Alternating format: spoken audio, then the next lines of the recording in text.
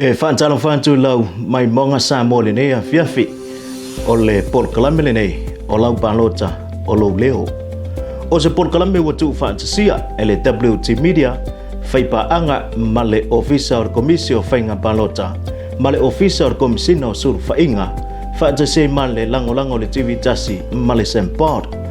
o le famo monga le nei polkalame ia fesoa soani le tampenanga mo le fainga Palota ile lua ono e ala I wha matalanga ma wha alawi loa, e le tele o mata upu mo le sila fia lea tunuu.